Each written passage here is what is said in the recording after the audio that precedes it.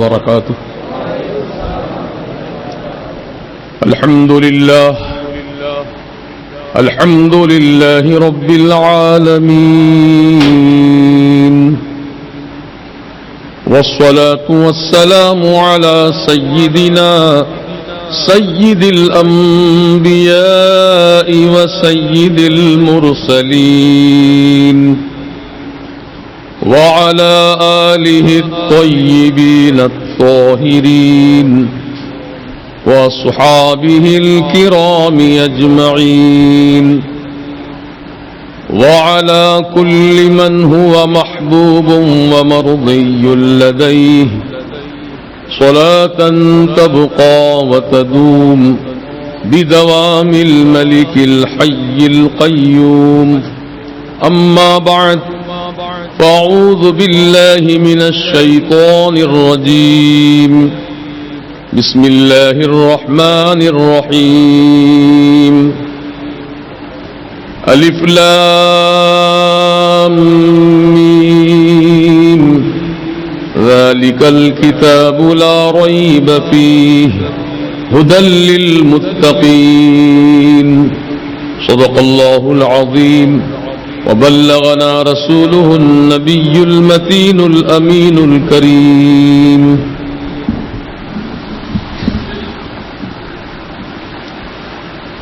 عزیزان ملت اسلامیہ، بزرگوں، نوجوان دوستوں، عقیدت و محبت کے ساتھ حضور سرور کائنات، فخر موجودات، صاحب الاولاق، مالک رقاب امم، صاحب جود و کرم، رحمت للعالمین، شفیع المذنبین، سرکار ابد قرار، سید ابرار و اخیار، احمد مختار، محمد رسول اللہ صلی اللہ تعالی علیہ وآلہ وسلم کی بارگاہ مقدسہ میں ہدیہ درود و سلام پیش کریں. اللہم صلی علی سیدنا و شفیعنا و نبینا و مولانا محمد کما تحب و ترضى بأن تصلی علیہ صلاۃ و سلام علیک سیدی یا حبیبی یا رسول اللہ صلی اللہ تعالی علیہ وسلم. گزشتہ جمعہ میں بھی انہیں آیات بینات سے متعلق کچھ باتیں میں نے بیان کی تھیں. آج بھی انہی آیات کو اپنا موضوع سخن بنایا ہے. الف لام میم ذالک الکتاب لا ریب فیہ. قرآن مقدس جو اللہ تعالی کا پاکیزہ کلام ہے اور بے مثل و بے مثال کلام ہے، اس کلام حق کے تعلق سے اللہ تعالیٰ شروعات قرآن ہی میں یہ اعلان فرما دیا کہ اے ایمان والو، جو کتاب مبین تمہارے لیے نازل کی گئی ہے، وہ کتاب کتنی باعظمت ہے، کتنی پاکیزہ اور سچی کتاب ہے. اس کے متعلق یہ بیان فرما دیا ذالک الکتاب لا ریب فیہ. اس کتاب میں یعنی قرآن پاک میں کوئی شک نہیں ہے، شک شبے والی کوئی بات نہیں ہے. جو بات ہے سچی بات ہے، حق بات ہے.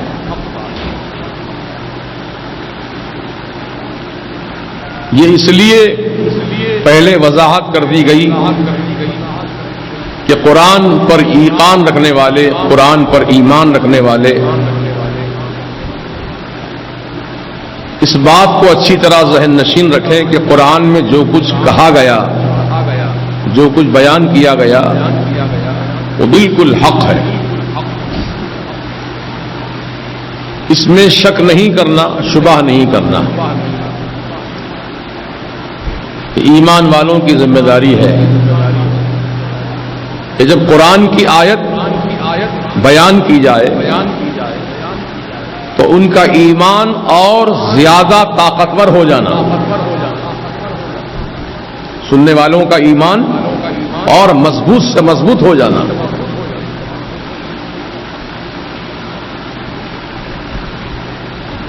ایمان والوں کی پہچان بتائی گئی وَإِذَا ذُكِرَ اللَّهُ وَجِلَتْ قُلُوبُهُمْ، جب قرآن پڑھا جائے، اللہ کا ذکر کیا جائے تو ان کا دل اللہ کے خوف سے لرز جائے۔ وَإِذَا تُلِيَتْ عَلَيْهِمْ آيَاتُهُ زَادَتْهُمْ ایمانا، جب آیتیں قرآن کی بیان کی جائیں تو ان کا ایمان اور زیادہ ہو جانا۔ یہ ایمان والوں کی شروعات والی پہچان بتائی گئی۔ افسوس ہوتا ہے اس وقت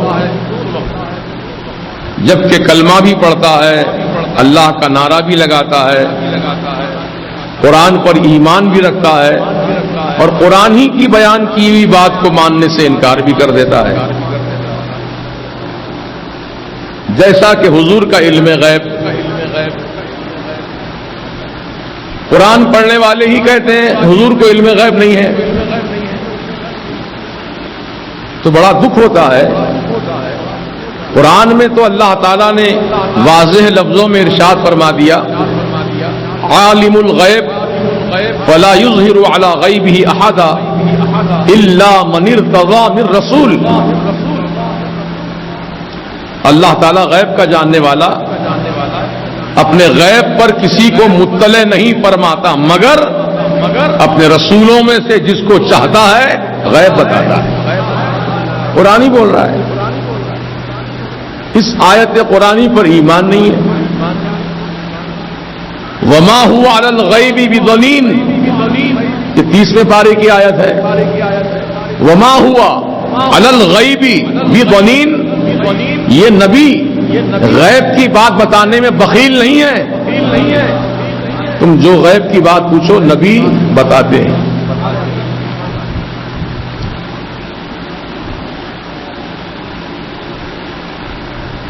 تو بعض لوگوں نے کہا کہ نہیں، وما ہوا علی الغیبی سے مراد جو ہے وہ رسول کی ذات نہیں ہے، اللہ کی ذات مراد ہے۔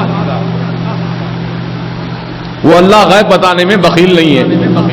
چلیے آپ کی کہی ہوئی بات ہم مان لیتے ہیں، اللہ غیب بتانے میں بخیل نہیں ہے۔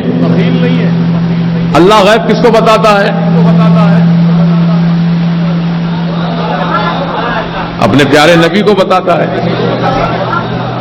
تو اللہ اپنے پیارے نبی کو غیب بتانے میں بخیل نہیں ہے۔ جو پوچھو نبی تم کو بتاتے جائیں گے کیونکہ اللہ نے ان کو بتایا ہے۔ اور قرآن کی تیسری آیت، وَعَلَّمَكَ مَا لَمْ تَكُنْ تَعْلَمُ، اے حبیب آپ جو جو چیزوں کو نہیں جانتے تھے آپ کے رب نے آپ کو بتا دیا۔ تو قرآن کی ان آیات سے ظاہر ہوا کہ نبی غیب جانتے ہیں۔ بولیے نبی غیب جانتے ہیں۔ اب اکثر جو بدعقیدہ لوگ ہیں ان کا کہنا یہ ہے کہ نبی غیب جانتے ہی نہیں ہیں، معاذ اللہ۔ تو اب قرآن کا انکار ہو گیا ہے نا۔ قرآن کا انکار کرنے والا مسلمان کب باقی رہا؟ تو کافر ہو گیا۔ بس یہی بات پہ جھگڑے ہیں۔ ہم اہل سنت و جماعت کا عقیدہ یہ ہے کہ نبی کو اللہ نے غیب کے خزانے دیے، علم غیب کے خزانے دیے، خزانے۔ وہ خزانے کتنے بڑے ہیں، کیا کیا ہے خزانوں میں، وہ اللہ دینے والا جانتا ہے، رسول لینے والے جانتے ہیں۔ اب میں آپ سے ایک بات پوچھتا ہوں، دنیا کا اور آخرت کا علم، دنیا کا علم، آخرت کا علم، ان سارے دنیا و آخرت کے علم میں سب سے بڑا علم کیا ہے؟ سب سے بڑا علم، سب سے بڑا علم جو ہے وہ اللہ تعالیٰ کی وحدانیت کا، اللہ ایک ہے، اللہ تعالیٰ ایک ہے۔ ہم نے آپ نے دنیا میں بسنے والے انسانوں نے کسی نے نہیں دیکھا اللہ تعالیٰ کو دیکھا ہی نہیں. یہ سب سے بڑا علم ہے، کیونکہ اللہ تعالیٰ کی ذات سب سے بڑی ذات ہے، اس سے بڑا کوئی ہے ہی نہیں. اللہ اکبر، اللہ سب سے بڑا ہے. جب سب سے بڑا علم غیب تم کو نبی نے بتایا، کیا بتایا؟ مکے شریف میں ایک پہاڑ ہے، اس کا نام ہے فاران. اس پہاڑ کا نام فاران ہے. فاران کی چوٹی پر کھڑے ہو کر مکے والوں کو حضور نے جمع کیا اور جمع کر کے ارشاد فرمایا، یا ایھا الناس، اے لوگو، قولو، کہو تم کیا کہنا؟ لا الہ الا اللہ، اللہ تعالیٰ کے سوا کوئی معبود ہے ہی نہیں، اللہ ہی معبود ہے سب کا. یہ بات کہو. اگر تم یہ بات کہہ لو گے نا، کامیاب ہو جاؤ گے. تو آپ کہیں گے کہ اللہ تعالیٰ کا پیغام دیا حضور نے کہ اللہ ایک ہے، اللہ وحدہ لا شریک ہے، اللہ معبود ہے. یہ کہہ لو. حضور کا کہاں ذکر ہے اس میں؟ اللہ ہی کا ذکر ہے. تو اللہ کو مان لو، کافی ہے. رسول کو کیا ماننے کی ضرورت ہے؟ یہ سوال ہو سکتا ہے اور ذہن میں بات آ سکتی ہے. تو اس کا جواب یہ ہے، اللہ تعالی کی وحدانیت کا ذکر کرنے سے پہلے حضور پاک نے مکے والوں سے اپنا اقرار کروایا. پہلے ارشاد فرمایا، اے لوگوں مکے والوں، میں کون ہوں میں؟ کہ آپ محمد ابن عبداللہ ہیں، حضرت عبداللہ کے شہزادے، آپ کا نام محمد ہے صلی اللہ علیہ وسلم. میرے بارے میں تمہارا عقیدہ کیا ہے؟ سارے مکے والوں نے کہا آپ امین اور صادق ہیں، آپ امانت دار بھی ہیں، سچے بھی ہیں. جب تم مجھے حضرت عبداللہ کا شہزادہ محمد تسلیم کر چکے اور میرے بارے میں تم نے اپنا خیال پکا جما دیا اور خیال ظاہر بھی کر دیا کہ میں امین بھی ہوں، صادق بھی ہوں، کہہ دیا نا تم نے؟ کہا ہاں. سب نے کہا ہاں. جب مجھے تم سچا مانتے ہو، ایک بہت بڑی سچی بات بتاتا ہوں تم کو. اب کہا حضور نے، قولوا لا الہ الا اللہ، اللہ کے سوا کوئی معبود نہیں، مان لو اس کو، معبود اپنا مان لو. یہ سب سے بڑی سچی بات ہے. تو دیکھا تو کسی نے نہیں اللہ تعالیٰ کو، لیکن حضور نے بتایا. بولیے، حضور نے بتایا کہ اللہ ایک ہے. تو آج ساری کائنات میں جتنے بھی مسلمان ہیں اللہ کو ایک ماننے والے ہیں، وہ حضور کے کہنے ہی سے تو مان رہے ہیں اللہ ایک ہے. نہ میں نے دیکھا نہ آپ نے دیکھا، دیکھنے والی ذات وہی ہے جو کہہ رہے ہیں اللہ ایک ہے. دیکھا بھی انہوں نے ہے. شب معراج کس نے دیکھا اللہ کو؟ ہمارے آقا نے دیکھا. تو حضور پاک صاحب نولاک نے دنیا کا، آخرت کا سب سے بڑا غیب کا علم جو اللہ تعالی سے متعلق ہے وہ بتا دیا.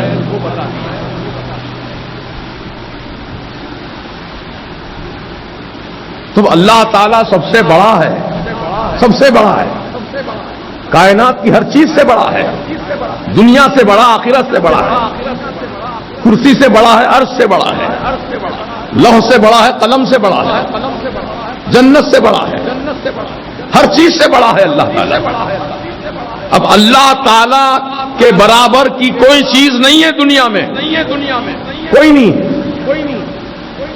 نہ اس سے بڑا ہے نہ اس کے برابر کا کوئی ہے، وہی ہے سب سے بڑا. بات سمجھ میں آ رہی نا؟ جب سب سے بڑا اللہ تعالی اور اللہ ایک ہے. کہ حضور نے علم غیب ظاہر کر دیا اللہ ایک ہے. تو اب کون سا علم ہے ایسا جو اللہ سے بڑا ہوگا؟ بولیے، اللہ تعالیٰ سے بڑا کوئی اور علم غیب ہوگا؟ نہیں. سب سے بڑا علم غیب تو اللہ کی وحدانیت ہے. جب سب سے بڑا علم غیب حضور نے بتا دیا، اب جتنے بھی غیب ہیں سب چھوٹے چھوٹے غیب ہیں. حضور جب بڑا جانتے ہیں تو چھوٹا بھی جانتے ہیں. نہیں، اسی لیے ہمارے اعلیٰ حضرت نے بڑے پتے کی بات کہی، اور کوئی غیب کیا، اور کوئی غیب کیا تم سے نہا ہو بھلا. یا رسول اللہ، اب آپ سے کون سا غیب ایسا ہے جو چھپا ہوا ہے؟ اور کوئی غیب کیا تم سے نہا ہو بھلا. جب نہ خدا ہی چھپا تم پہ کروڑوں درود. اللہ تعالیٰ کا غیب آپ نے بتا دیا اللہ ایک ہے. اب اس سے بڑا تو کوئی غیب دوسرا کوئی ہے ہی نہیں، سب چھوٹے چھوٹے غیب ہیں. جب بڑا غیب آپ نے بتا دیا تو چھوٹے، وہ تو خود بخود آپ کو اللہ تعالیٰ نے اپنے کرم سے نواز دیا. تو یہ ہے قرآن کی آیات کا مفہوم. اب جن آیتوں میں اللہ تعالیٰ نے بیان کیا کہ دنیا میں کوئی نہیں ہے غیب جاننے والا، کوئی غیب نہیں جانتا، اللہ نے فرمایا بھی کو فرمایا قرآن میں کوئی نہیں جانتا.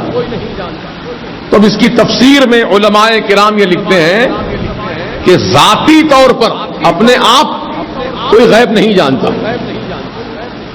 وہ اپنے آپ غیب جاننے والا اللہ تعالیٰ ہے. اور نبی جو غیب جانتے ہیں اللہ تعالیٰ کی عطا سے جانتے ہیں. اللہ نے بتایا تو جانتے ہیں. تو بتانے والا خود فرما رہا ہے وَعَلَّمَكَ مَا لَمْ تَكُنْ تَعْلَمْ. اے پیارے مصطفیٰ، جن جن چیزوں کا تم کو علم نہیں تھا اللہ نے سب بتا دیا تم کو. اب کون سی چیز بچی اب بتائیے؟ پھر بھی عقل مارے گئی لوگوں کی. کہتے ہیں دیوار کے پیچھے کیا ہے نبی کو نہیں معلوم. حضور کی پیٹھ کے پیچھے کیا چیز ہے حضور کو نہیں معلوم. کل کیا ہونے والا ہے نبی کو نہیں معلوم. جھوٹ کہتے ہیں. بڑا افسوس ہوتا ہے عقل مند ہونے کے باوجود بھی بے عقلی کی بات کرتے ہیں. حدیث میں کیا نہیں پڑھا انہوں نے؟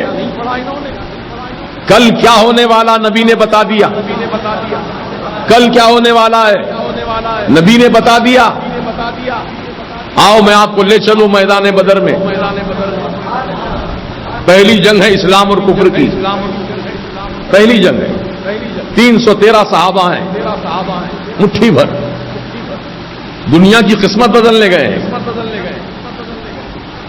حضور پاک علیہ السلام جب میدان بدر میں پہنچے تو ہاتھ میں ایک چھڑی لی، کھجور کی چھڑی لے کر کے آپ نے زمین پر نشان لگائے میدان بدر میں. دیکھو یہ نشان جو لگا رہا ہوں میں، یہاں کل ابو جہل کی لاش ہوگی، کل یہاں مرے گا، وہ اس جگہ مرے گا. یہ جگہ جو دیکھ رہے ہو جو نشان لگا، یہ یہاں پہ اتبا کی لاش ہوگی یا شیبہ کی لاش ہوگی یا فلاں کافر مرے گا. نام لے لے کر حضور نے مرنے سے پہلے ہی مرنے کی خبر بتا دی اور جگہ بھی بتا دی، یہاں مرے گا اس جگہ. اب بتاؤ یہ علم غیب ہے کہ نہیں ہے؟ کہ کیوں کہتے ہیں یہ نبی کو نہیں معلوم کل کیا ہوگا؟ کل ہونے والی بات پہلے ہی بتا رہے ہیں حضور. کیا ہونے والا ہے کل، کون مرنے والا ہے، کہاں مرے گا، جگہ بتا رہے ہیں. یہ تو ایک بات رہی. مدینہ طیبہ میں بیت المال جو تھا اس میں لوگ زکوٰۃ کی رقم، صدقہ، فطرہ جو بھی ہے سب لاگے جمع کراتے تھے. پھر حضور اس میں سے تقسیم فرماتے تھے، غریبوں میں، فقیروں میں، محتاجوں میں، مسکینوں میں تقسیم فرماتے تھے. تو اناج کا ایک بہت بڑا ذخیرہ بیت المال میں لا کر کسی نے پیش کیا. تو بہت بڑا انبار تھا، وہ ڈھیر لگا تھا. تو مسجد نبوی شریف کے صحن میں ہی وہ اناج کا کپا ڈھیر جو ہے لگا دیا گیا. دن کا تو معاملہ چلا گیا. جب رات آئی تو حضور نے سیدنا ابو ہریرہ رضی اللہ عنہ سے فرمایا ابو ہریرہ اس مال کی نگرانی کرنا رات میں. لبیک و صادق یا رسول اللہ، حاضر ہوں میں، آپ کا حکم سر آنکھوں پر آتا. پوری رات جاگتے رہے، حفاظت کرتے رہے اس مال کی. آدھی رات گزرنے کے بعد ایک شخص اندر داخل ہوا مدینہ طیبہ کی مسجد میں اور چادر پھیلا کر چادر میں اناج کو سمیٹنے لگا. سیدنا ابو ہریرہ نے اس کو دیکھ لیا، پکڑ لیا. کیا کرتا ہے تو؟ چوری کر رہا ہے، یہ بیت المال کا اناج ہے. اللہ کے رسول اللہ صلی اللہ علیہ وسلم نے مجھے نگرانی کے لیے مقرر فرمایا. چوری کرتا ہے. بہت ڈانٹ ٹپٹ کی اس کو. تو اس نے اپنی معذوری دکھائی، مجبوری دکھائی. اے ابو ہریرہ میں بھوکا ہوں، بہت شدت کی بھوک لگی ہے، کھانے کے لیے کچھ نہیں ہے، مجبور ہو کر کے میں نے ایک چوری کا کام کیا ہے، مجھے معاف کر دو. دیکھیے بات، صحابہ کیسے رحم دل تھے، اس کو معاف کر دیا اور فرمایا آج چھوڑ دے رہا ہوں میں تجھ کو، اگر کل کے دن تو آیا چوری کرنے تو میں چھوڑوں گا نہیں، تجھے رسی سے باندھ کے رکھوں گا اور حضور کی بارگاہ میں پیش کروں گا. ٹھیک ہے نہیں آؤں گا. چلا گیا.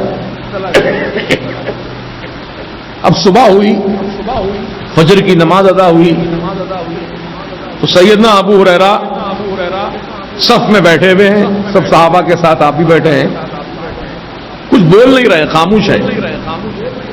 تو حضور نے اپنی طرف سے فرمایا ابو ہریرہ رات والا واقعہ بیان کرو، کیا ہوا؟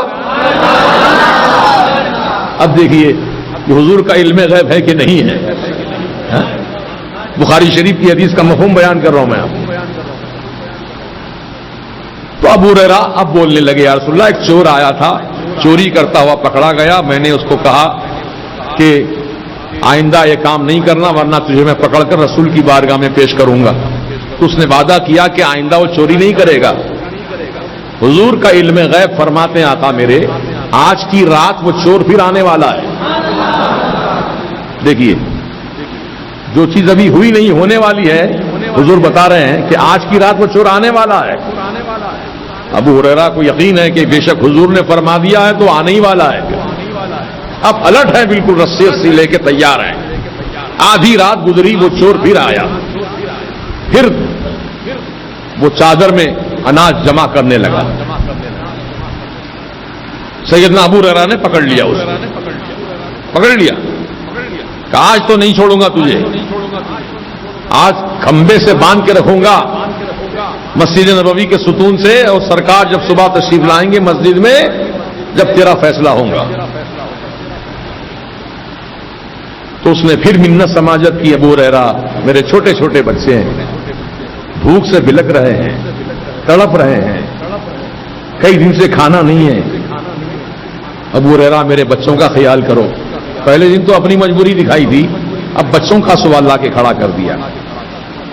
ابو ہریرہ رضی اللہ تعالیٰ نے بڑے رحم دل تھے، کہا کہ جا تجھے چھوڑ دیا جا. اب دوسرے دن صبح ہوئی، فجر کی نماز ہوئی، ابو ہریرہ خاموش سر جھکا کے بیٹھے ہیں ادب سے. میرے آقا نے فرمایا ابو ہریرہ رات والا واقعہ سناؤ، کیا ہوا؟ یا رسول اللہ علیہ السلام وہ آیا تو تھا، چوری کیا بھی، پکڑا بھی گیا، لیکن اس نے اپنے بچوں کی مجبوری دکھائی تو میں رحم کھا کے چھوڑ دیا. یہ دو راتیں ہو گئیں. اب حضور فرماتے ہیں کہ اے ابو ہریرہ وہ آج کی رات میں بھی چور آنے والا ہے، آج بھی آئیں گا وہ رات میں. اب ابو ہریرہ نے ٹھان لیا کہ آج تو کسی قیمت پہ نہیں چھوڑوں گا، چاہے بچوں کا وہ حوالہ پیش کرے یا اپنی بیوی کا حوالہ پیش کرے یا کسی اور چیز کو بیان کرے، میں چھوڑوں گا نہیں اس کو. تیار ہے، الرٹ ہے. رات ہوئی، وہ چور پھر آیا. حضور نے فرما دیا آنے والا، آیا، چوری کرتا ہوا پکڑا گیا، پھر پکڑ لیا حضرت ابو ہریرہ نے. اب اس کو باندھ دیا، رسی سے باندھ دیا، ستون کھمبا جو ہوتا ہے اس کو ملا کر اچھا کس کے باندھ دیا. تو اس نے کہا ابو ہریرہ ایک ایسا عمل سکھاتا ہوں میں آپ کو، اگر وہ آپ عمل کر لیں گے نا تو کوئی چور کوئی مال چرا ہی نہیں سکتا. اچھا ایسا عمل جانتا ہے تو؟ کہاں ہاں جانتا ہوں. ابو ہریرہ میں جانتا ہوں وہ عمل کر لیں گے رات میں آپ، کوئی چور آپ کا مال چرا ہی نہیں سکتا. کتنا ہی بڑا ڈاکو چور ہو چرا نہیں سکتا، پکی بات ہے. حضرت ابو ہریرہ کو علم حاصل کرنے کا بڑا شوق تھا، دوسرے علم تو حاصل کر لی لیکن یہ عمل نہیں جانتے تھے آپ کہ کون سا ایسا عمل ہے جس کے کرنے سے چور مال چرا نہیں سکتا. آپ نے فرمایا جلدی بتاؤ کون سا عمل، جلدی بتا. کہا ایسے نہیں بتاؤں گا، چھوڑنا ہوگا مجھے رہائی دینی پڑے گی. بتاتا ہوں پھر. کہا اچھا یہ بات ہے، چل تجھے کھول دیتا ہوں، بتا جلدی بتا کون سا عمل ہے. تو اس نے کہا کہ ابو ہریرہ رات میں آپ ایک مرتبہ آیت الکرسی پڑھ لو. آیت الکرسی پڑھو بس اطمینان سے سو جاؤ، کوئی مال آپ کا چور چرا نہیں سکتا. پکی بات، بالکل پکی بات. قرآن کی بات بھی، آیت الکرسی قرآن کی آیت ہے، یقین آ گیا. آپ چور چھوڑ دیا آپ نے. اب تیسرے دن فجر کی نماز ہوئی، حضور نے اپنی طرف سے ہی فرمایا کہ ابو ہریرہ رات والا واقعہ سناؤ. ساری تفصیل بتائی.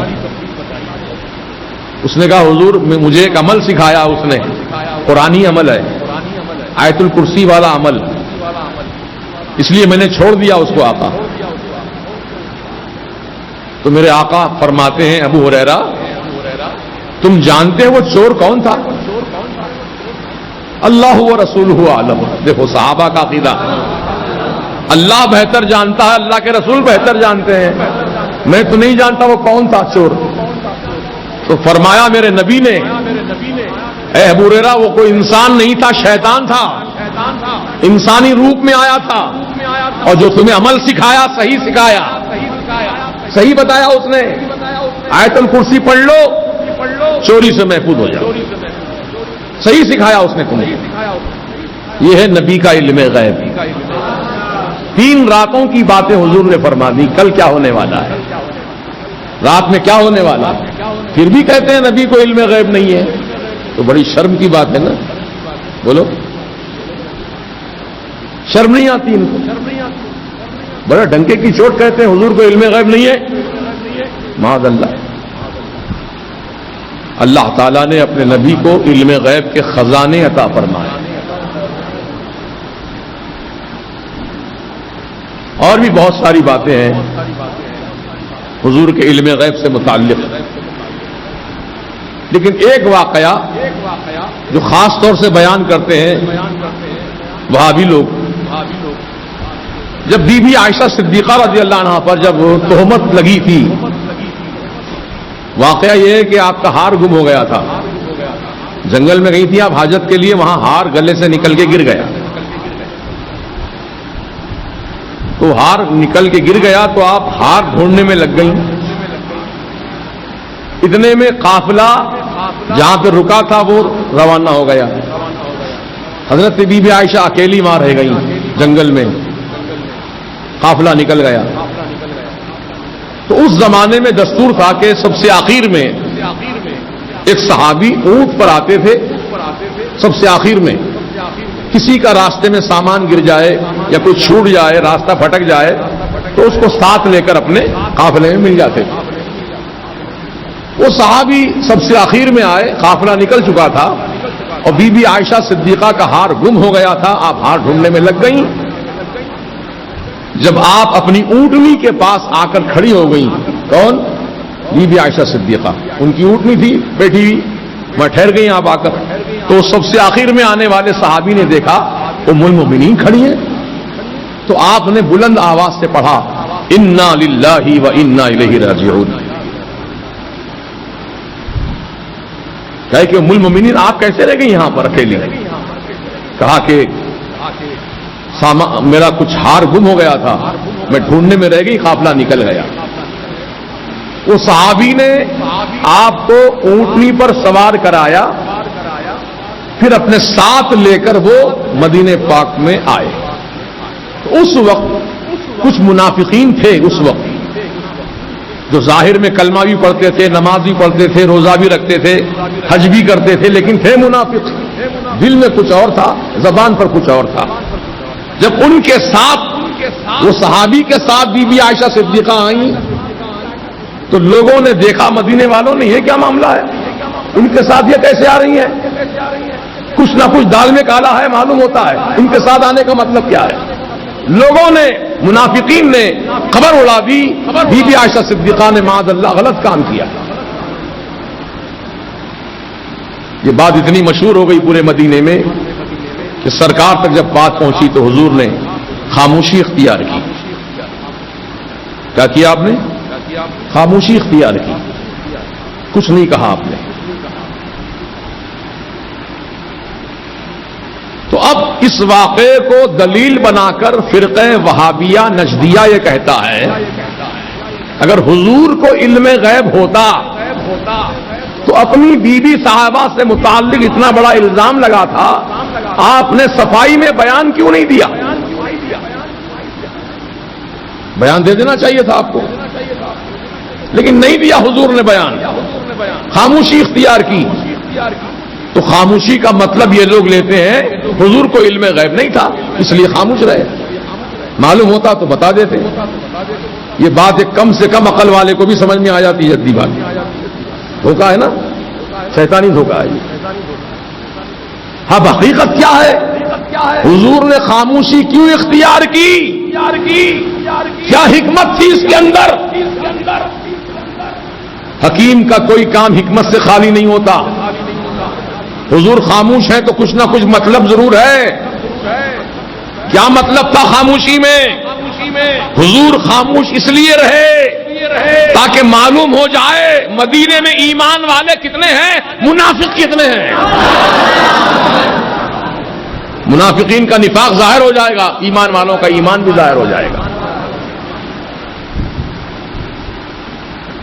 حضرت سیدنا عمر ابن خطاب رضی اللہ عنہ یہ فرماتے ہیں حضور آپ کے ساتھ ایسا معاملہ نہیں ہو سکتا کہ آپ کی زوجہ پاک معاذ اللہ کوئی گناہ کا کام کی ہو، ایسا ہو نہیں سکتا، یہ میرا ایقان و ایمان ہے۔ آقا کون فرما رہے ہیں؟ سیدنا عمر ابن خطاب رضی اللہ عنہ۔ آقا آپ کی نالین شریف کے تلے پر ایک مرتبہ ایک جو کا خون لگ گیا تھا۔ آپ جو پاؤں شریف میں پہنتے ہیں نالین شریف، آپ کے نالین شریف کے تلے میں ایک جو کا خون لگ گیا تھا۔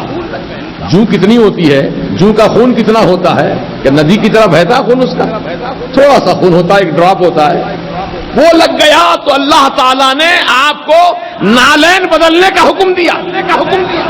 اے میرے حبیب اس نالین کو بھی استعمال نہ کریں کیونکہ کسی انسان کی جو کا خون لگ گیا۔ جب حضور کی نالین کو خون لگ جائے جو کا تو اللہ تعالیٰ نے تبدیل کرنے کا حکم دیا۔ اگر معاذ اللہ ثم معاذ اللہ حضور کی بیوی صاحبہ بی بی عائشہ صدیقہ سے اگر کوئی غلطی ہو جاتی، گناہ ہو جاتا تو اللہ باقی رکھتا نکاح میں آپ کے، فرماتا محبوب تبدیل کرو اپنی بیوی کو، تبدیل کر لو اپنی بیوی کو۔ ایسا تو کوئی حکم نہیں آیا اللہ کی طرف سے۔ تو حضرت عمر ابن خطاب کہتے ہیں یا رسول اللہ اس بات پر میں یقین کرتا ہوا کہتا ہوں کہ آپ کی زوجہ پاک بالکل پاک و طاہر ہیں، ان پر الزام جھوٹا لگایا گیا۔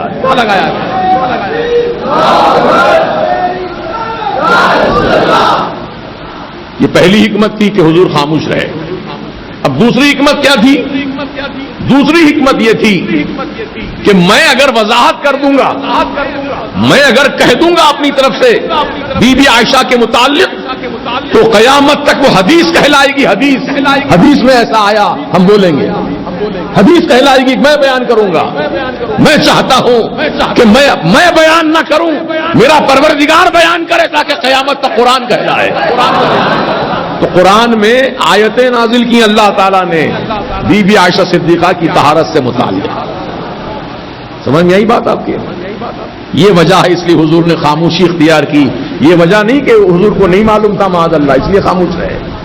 یہ حکمتیں تھیں اس کے اندر. تو بہرحال حضور کو اللہ تعالیٰ نے علم غیب کے خزانے دیے ہیں. وہ سب جانتے ہیں کون کیا کرتا ہے کیا نہیں کرتا ہے, کون کہاں رہتا ہے, کس کا عقیدہ کیا ہے, کس کے دل میں کیا چھپا ہے, سرکار سب جانتے ہیں. ان کے علم سے کوئی چیز پوشیدہ نہیں ہے. یہ ہے حضور کا علم غیب کی ایک جھلک جو میں نے آپ کے سامنے پیش کی. وقت ہو چکا ہے اس لیے میں معذرت چاہتا ہوں. انشاءاللہ موقع ملے تو پھر اسی عنوان پر آپ سے گفتگو کروں گا انشاءاللہ. اب ایک اعلان سن لیجئے کہ ماشاءاللہ ابھی 17 مارچ کو مارچ کا مہینہ شروع ہو چکا ہے نا, آج 2 تاریخ ہے.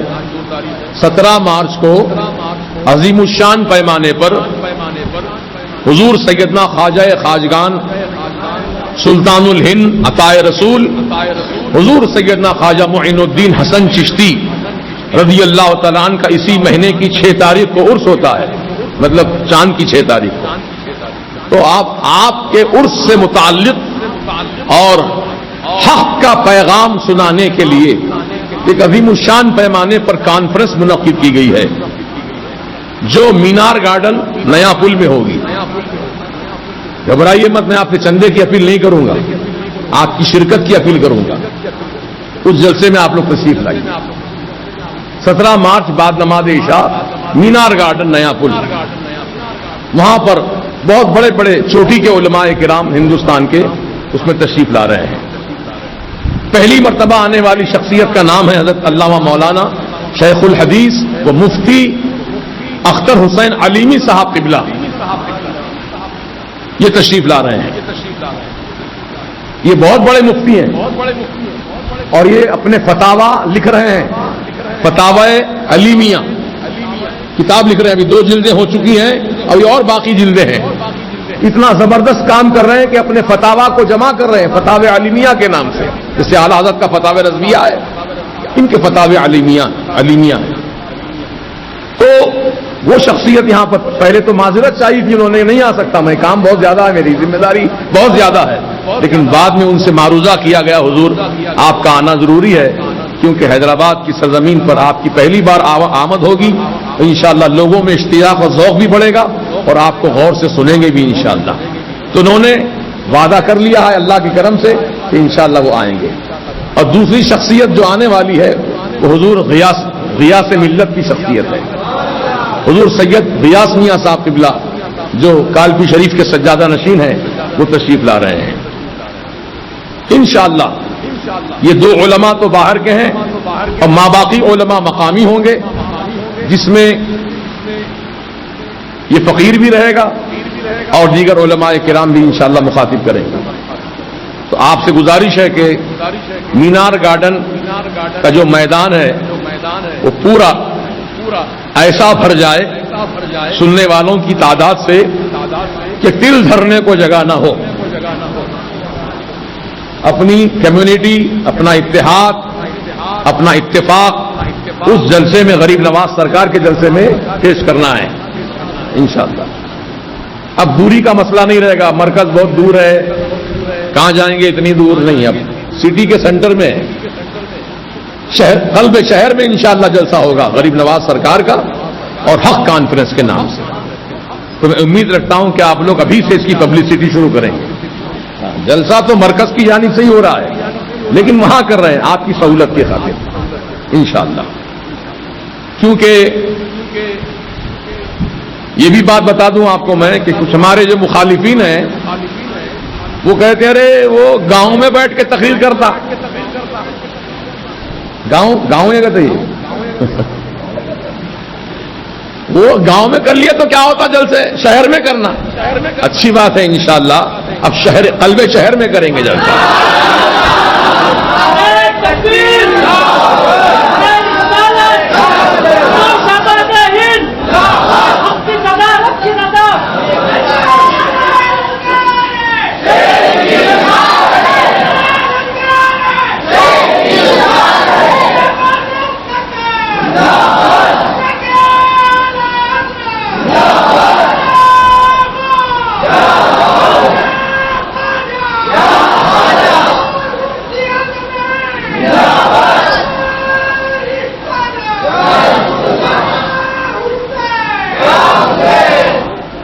حضرات گرامی، بہرحال سامنے والوں نے چیلنج کیا ہے، اس لیے اس چیلنج کو پیش نظر رکھتے ہوئے قلب شہر میں کرنے کا فیصلہ کیا ہے. آپ کو معلوم ہونا اہمیت اس کی، تو پھر انشاءاللہ آپ میں بھی جوش جذبہ پیدا ہوگا. آپ سب رضا کے چاہنے والے ہیں، آپ خواجہ غریب نواز کے چاہنے والے ہیں، آپ اللہ کے ولیوں کے چاہنے والے ہیں، تو اپنی پوری محبت کا بھرپور ثبوت دیجیے انشاءاللہ.